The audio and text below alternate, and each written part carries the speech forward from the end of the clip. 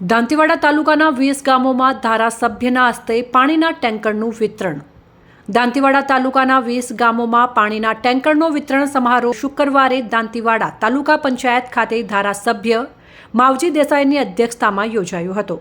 જેમાં ધારાસભ્ય માવજી દેસાઈએ પાણીનો કરકસર રીતે ઉપયોગ કરવા માટે સૂચન કર્યું હતું. ધાનેરા ધારાસભ્ય માવજી દેસાઈ દ્વારા દાંતીવાડા તાલુકાના જુદા જુદા 20 જેટલા ગામોમાં 5000 લીટરની ક્ષમતા ધરાવતા પાણીના ટેન્કર બનાવવામાં આવ્યા હતા.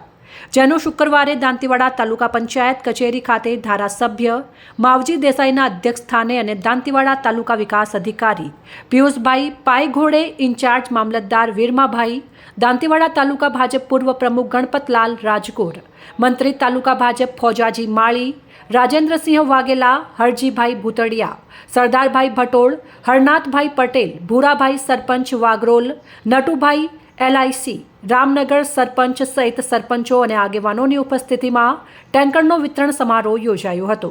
સર્વ સમાજને સાથે લઈને ચાલનાર ધારાસભ્ય માવજી દેસાઈની કાર્યપ્રણાલીને સૌ આગેવાનોએ બિરદાવી હતી અને શુભેચ્છાઓ પાઠવી હતી.